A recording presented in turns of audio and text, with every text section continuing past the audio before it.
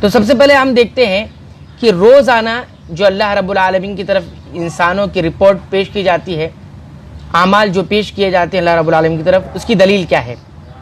اس سلسلے میں صحیح مسلم کی روایت ہے، اور ابو موسیٰ الاشعری رضی اللہ تعالیٰ عنہ اس حدیث کے راوی ہیں۔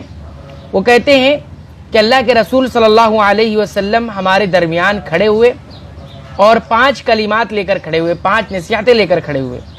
پھر انہوں نے فرمایا کہ اللہ رب العالمین یہ کبھی سوتا نہیں، اللہ رب العالمین کو نیند نہیں آتی، اور اللہ رب العالمین کے لیے بالکل جائز و درست نہیں ہے، یعنی اللہ رب العالمین کے لیے روا بھی نہیں ہے، وہ اسے زیب بھی نہیں دیتا کہ وہ سوئے۔ یعنی نیند انسان کو کب آتی ہے؟ جب انسان کا جسم، انسان کا دماغ، انسان کا اعضاء جو ہوتے ہیں وہ تھک جاتے ہیں، آنکھیں جب بوجھل ہو جاتی تب نیند آتی، تھکن جب انسان کو لگتی تب نیند آتی ہے۔ تو اللہ رب العالمین تو تھکن سے پاک ہے، اسے تھکن نہیں آتی، اس کو تھکاوٹ نہیں ہوتی، تو اس لیے اللہ رب العالمین کے لیے بالکل روا درست، یعنی اللہ رب العالمین کے لیے یہ چیز ہے ہی نہیں کہ وہ سو جائے، یعنی تھکن نہیں ہے تو سوئے گا کیوں؟ پھر آگے اللہ کے نبی صلی اللہ علیہ وسلم کہتے ہیں کہ اللہ رب العالمین جو ہے ترازو کو نیچے کرتا ہے، کبھی اوپر کرتا ہے، جو ترازو اللہ رب العالمین کے پاس ہے۔ پھر اللہ کے حبیب صلی اللہ علیہ وسلم فرماتے ہیں یرفع الیہ عمل اللیل قبل النہار، کہ اللہ رب العالمین کی طرف رات کا عمل جو ہے اٹھایا جاتا ہے، پیش کیا جاتا ہے دن آنے سے پہلے پہلے۔ پھر آگے کہتے ہیں وعمل النہار قبل اللیل، اور اسی طرح دن کے اعمال جو ہے اللہ رب العالمین کی طرف اٹھائے جاتے ہیں رات کے آنے سے پہلے پہلے۔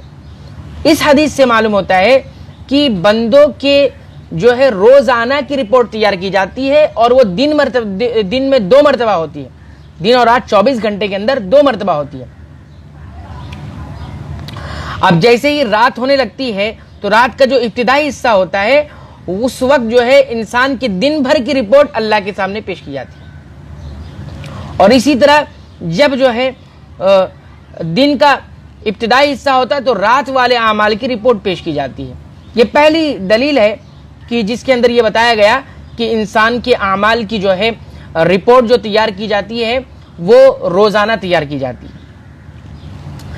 امام المناوی رحمہ اللہ کہتے ہیں کہ اس کا معنی یہ ہے، اس حدیث کے اندر جو بات بیان کی گئی ہے کہ اللہ رب العالمین کی طرف رات کے اعمال دن سے پہلے اور دن کے اعمال رات سے پہلے پیش کیے جاتے ہیں، اس کا مطلب یہ ہے کہ اللہ رب العالمین کی طرف دن کے اعمال جو ہیں شروع رات کے ابتدائی حصے میں پیش کیے جاتے ہیں، جو فوراً اس کے بعد ہوتا ہے، یعنی جو دن کے اعمال ہوتے ہیں وہ اس رات کے ابتدائی حصے میں پیش کیے جاتے ہیں جو فوراً اس کے بعد آتا ہے۔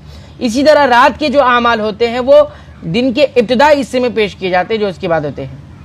اور یہ کہتے ہیں کہ جو لے جانے والے فرشتے ہوتے ہیں وہ اعمال کو لے کر چڑھتے ہیں۔ اب یہ کس کے ذریعے جاتا ہے؟ فرشتوں کے ذریعے۔ یہ فرشتے جو ہوتے ہیں رات کے انسانوں کی جو اعمال رات میں انسان جو کچھ بھی کیا ہے ان اعمال کو لے کر چڑھتے ہیں، کب؟ جب رات ختم ہو جاتی ہے اور دن کا ابتدائی حصہ ہوتا ہے۔ پھر اس کے بعد کہتے ہیں کہ یہی فرشتے جو ہوتے ہیں جو دن میں جو انسان اعمال کیے ہوتے ہیں ان اعمال کو لے کر فرشتے چڑھتے ہیں، کب؟ جب دن ختم ہو جاتا ہے اور رات کا ابتدائی حصہ ہوتا ہے۔ تو اس طرح سے اعمال جو ہے اللہ رب العالمین کے سامنے روزانہ پیش کیے جاتے ہیں۔